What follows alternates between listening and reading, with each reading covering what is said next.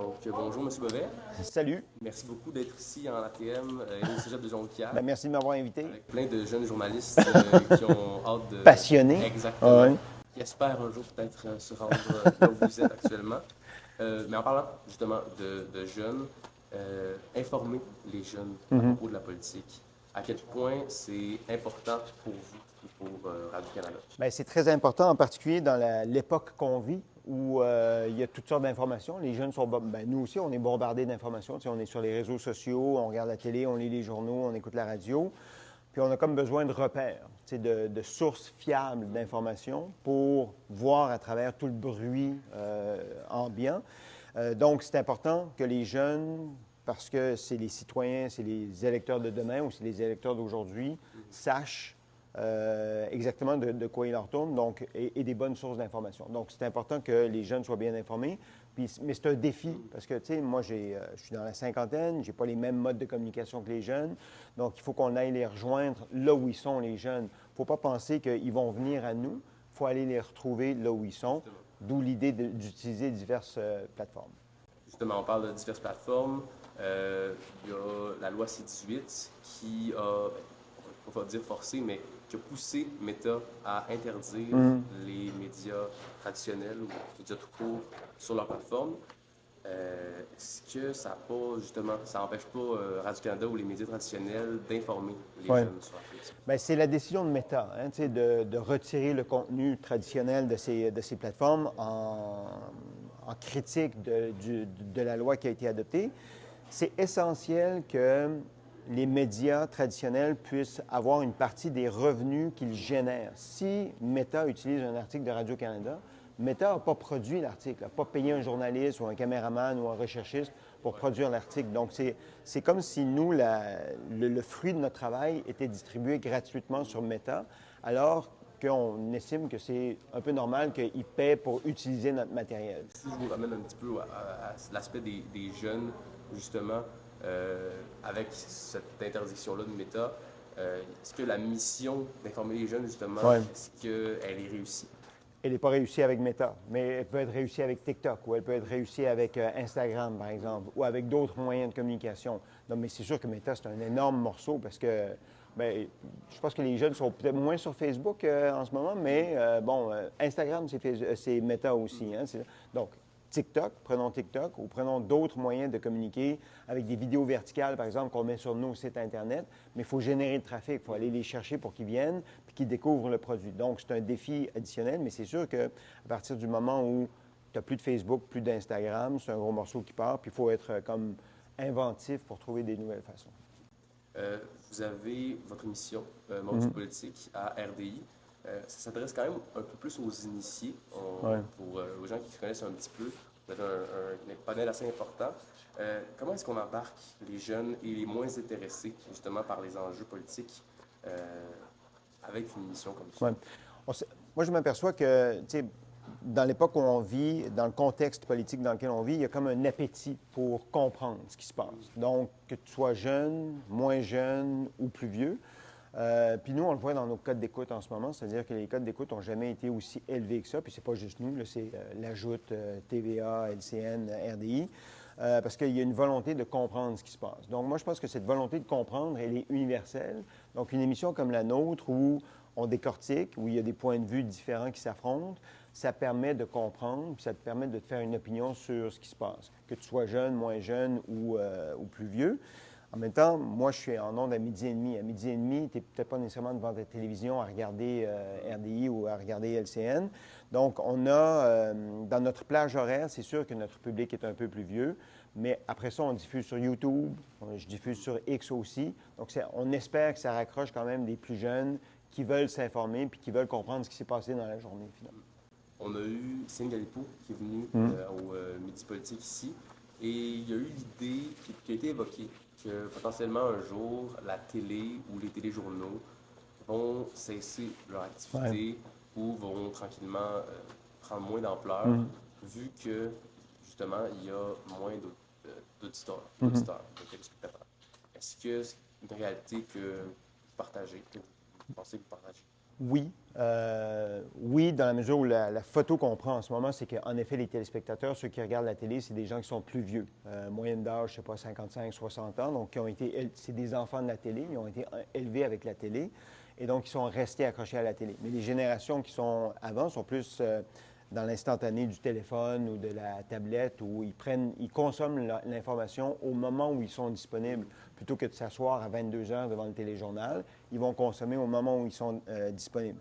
Donc, nous, notre défi, c'est de les rejoindre au moment où ils sont disponibles. Donc, de mettre à leur disposition sur des plateformes numériques le contenu de notre travail. Alors, ce n'est pas tant le fond de l'information qui change, c'est-à-dire la volonté d'informer, de bien informer reste là. C'est juste le véhicule. Ouais. Pour moi, c'est ça. C'est le véhicule qui va changer. Donc, ce sera peut-être plus le téléjournal formaté de 22 heures à 23 heures, mais plutôt des reportages qu'on vous envoie sur vos téléphones, puis que vous regardez quand vous êtes disponible pour le regarder. Mais c'est le même reportage qui serait passé au téléjournal de 22 heures qui passerait sur ton téléphone. Ouais. Donc, c'est juste, pour moi, c'est le véhicule qui change, mais il faut trouver le bon véhicule. Puis il faut trouver un véhicule qui accroche les jeunes pour qu'ils consomment notre information. Ce reportage-là, mettons, si on reprend l'idée du reportage, on le met en ligne, on le met sur l'application Radio-Canada, on le met sur TikTok. On le met le plus largement possible pour atteindre le plus grand nombre de personnes possible. Puis on n'attend pas, tu sais, quand le reportage est prêt, tu n'attends pas nécessairement 22 heures pour le diffuser. Tu le diffuses quand il est prêt, puis je sais pas, tu peux avoir une notification sur ton téléphone qui te dit qu'il y a un reportage sur la politique qui vient d'être publié par Radio-Canada. Puis là, tu vas le voir immédiatement ou tu attends d'aller le voir 3 heures plus tard quand tu es disponible. Donc, tu sais, c'est comme... on fait éclater le modèle de télédiffusion, entre guillemets, qui était un modèle assez rigide par la télévision. Puis là, on va vous retrouver où vous êtes au moment où vous voulez consommer. Et là, justement, je connais ici, en ATM, beaucoup de journalistes, d'aspirants journalistes, qui, eux, s'informent beaucoup. Donc, c'est un peu une bulle ici. Ouais. Mais en général, si on va dans d'autres cégeps ou même certaines universités, est-ce que vous pensez que les jeunes vont vraiment télécharger l'application, vraiment prendre un temps pour ouvrir le matin leur application et lire les nouvelles? J'ai comme un doute. Sérieusement, malheureusement, j'ai un doute. Je pense qu'il y a de l'éducation à faire. Est-ce que c'est à l'école? Est-ce que c'est à la maison? De l'éducation à faire sur la consommation d'informations. Donc, j'ai l'impression, puis là, je ne veux pas porter de jugement, qu'on est un peu dans la... On consomme rapidement, puis on digère rapidement. Tu sais, TikTok, c'est des vidéos, je ne sais pas, très, très courtes. Alors que nous, ça prend un effort pour regarder.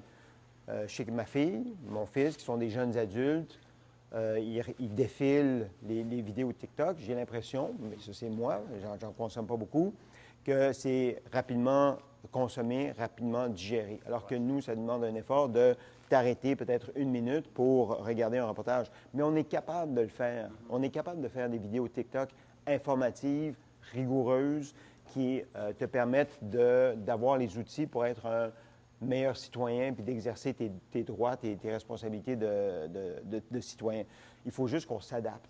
Puis ça, c'est comme une révolution technologique pour nous, là, parce que moi, ça fait 30 ans que je fais du journalisme. On pense d'une façon pour atteindre le monde puis faire nos reportages. Puis là, c'est comme s'il faut qu'on prenne un virage puis qu'on réfléchisse autrement. Mais on est capable de le faire. Mais il faut faire l'effort pour le faire. Est-ce que, c'est ma dernière question de cet angle-là plus, tu parles de transposer plus vers l'instantanéité, le TikTok, au niveau de l'information. Est-ce qu'on réussit à transmettre, à éduquer autant en passant de l'écrit à un TikTok, mettons de 1 minute ou 2 minutes? Ça demande un effort supplémentaire, un esprit de synthèse, je dirais, plus fort, mais je pense que oui. Mais tiens, on n'a pas besoin de tout dire non plus dans une vidéo. Peut-être que dans une vidéo TikTok, si on en dit juste assez pour que tu veuilles en savoir plus, puis que tu ailles sur une autre plateforme où là, tu en sauras plus, notre job est fait, notre travail est fait. C'est-à-dire, moi, mon travail, c'est de t'intéresser ou d'intéresser les jeunes à l'actualité politique, mais il faut que je trouve des accroches. Puis c'est à moi de le faire, ça, à trouver les accroches. C'est pas de penser que toi, tu vas venir naturellement vers moi. Donc, si dans une vidéo de 30 secondes sur TikTok, je suis capable de t'intéresser à un sujet pour que tu veuilles aller le développer sur une autre plateforme, mon travail est fait à ce moment-là. Et vous êtes à l'Assemblée nationale depuis un bon bout de temps. Oui. Quand on est dans, on peut appeler ça une sorte de bulle, parce que vous restez vraiment à l'Assemblée nationale, ce serait facile de moins faire cet effort de synthétisation, comme vous dites, et de vraiment se conforter plus dans des termes que vous connaissez bien, que vous maîtrisez. Des codes. C'est ça, exactement. Donc, vous faites quand même cet effort-là encore aujourd'hui. Bien, t'identifies bien le danger de la bulle. T'sais, on est dans une bulle, on est avec des gens qui sont extrêmement politisés, qui connaissent les codes, justement, qui connaissent l'actualité. Puis, il faut toujours qu'on ne prenne pas pour acquis qu'on parle à des gens qui connaissent tous ces codes-là. Donc, il faut bien expliquer les choses. Moi, ce qui m'enracine, ce qui me ground, c'est ma blonde, qui est dans le milieu de la santé, puis qui me ramène des trucs qui se passent dans le milieu de la santé, qui sont très terre à terre. Mes enfants qui fréquentent des jeunes qui se posent des questions sur l'état du monde. Quand je fais mon épicerie, puis que les gens m'abordent, puis qu'ils me parlent de leurs problèmes. Donc, le plus possible, il faut rester en contact avec le vrai monde, parce qu'en effet, tu l'identifies très bien, il y a un danger d'être complètement déconnecté si tu ne fréquentes que des gens de la bulle. Donc, le mot d'ordre, c'est d'élargir le plus possible tes horizons, puis d'être le plus possible perméable, donc une éponge à ce qui se passe dans le monde. Puis pour ça, il faut sortir dans le monde. Aller à l'aréna. Moi, mon fils jouait au hockey, j'allais à l'aréna. Stade Richard des Meules, ici, j'allais au baseball. Donc, c'est ça, c'est de rester connecté avec le vrai monde, entre guillemets. Là, si je ne me trompe pas, ça fait 20 ans que vous êtes à l'Assemblée Oui, nationale? tu calcules bien. Exactement, juste pour être sûr, Ouais. pas sûr. J'ai un recherchiste qui m'aide, C'est bien. même avec ma petite équipe. C'est quoi vos plus gros apprentissages en 20 ans de métier dans ce qu'on pourrait appeler l'épicentre de la politique? C'est tu sais, quand tu es à l'extérieur de la politique, des fois, tu peux te dire on ne comprend pas comment ça fonctionne. Les jeux de pouvoir, les jeux de coulisses. C'est ça, moi, qui m'a le plus. C'est ce que j'ai le plus découvert, si on veut. Comment quand on est dans un parti politique et qu'on est au gouvernement, on construit une annonce pour un programme, par exemple, ou pour diriger, faire virer le Québec d'une certaine façon, que ce soit, par exemple, en laïcité ou pour la filière batterie ou des choses comme ça. Quel est le travail qui est derrière ça? Quel est le jeu de pouvoir qui se joue entre certains ministres à l'intérieur du gouvernement, avec des groupes de pression aussi, que ce soit le patronat, les syndicats et tout ça, pour finalement arriver à une décision puis l'annonce d'un programme. Donc, c'est tout le travail qui est derrière ça. Puis, que des fois, le gouvernement part avec une idée, puis il a une idée précise d'un enjeu, puis au bout du processus, ça va être complètement différent de ce qu'il avait pensé au début. Donc, ça, c'est ça que j'ai vraiment découvert quand je suis rentré dans la bulle. Vraiment tout ce qui est l'intérieur même. Oui, c'est ça exactement. Les coulisses, les jeux de pouvoir, les jeux de coulisses, qui tire la couverture de son côté, qui va avoir le dessus, qui va avoir l'influence sur le premier ministre quand finalement c'est lui qui tranche. Ça, c'est un peu House of Cards, là, d'intrigue politique. Puis pour finir, on vit une période d'incertitude en ce moment. Là. Vous me direz, il y en a toujours un peu une tout le temps, mais avec je sais, les Américains au bord de la frontière, vous en parlez beaucoup à Mordu de politique notamment. Juste rappeler, quelle est l'importance d'une information vérifiable dans des temps d'incertitude? Il y a comme deux aspects là-dessus. Il y a l'aspect Radio-Canada, journaliste, reporter, où le reporter te donne les faits, puis vérifie ces faits, puis après ça, toi, tu te fais une idée à partir des faits qu'on te donne. Donc, ça, c'est vraiment l'aspect journaliste de notre travail. Moi, avec Mordu de politique, donc ça, je le fais avec mon bureau, parce que je suis chef du bureau parlementaire, donc c'est ça que je demande à mes journalistes. Avec Mordu de politique, on est dans l'analyse, la perspective. C'est plus venant d'un angle politique qui peut être conservateur, libéral ou plus souverainiste, indépendantiste, comment ces familles politiques-là analysent ce qui se passe dans l'actualité.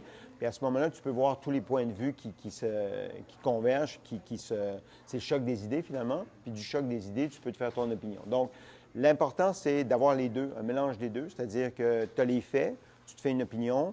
Tu peux avoir des faits, mais présentés avec une sauce un peu plus partisane, puis tu peux te faire ton opinion aussi. Donc, c'est important d'avoir, en effet, les deux, puis de se fier à des sources d'informations rigoureuses.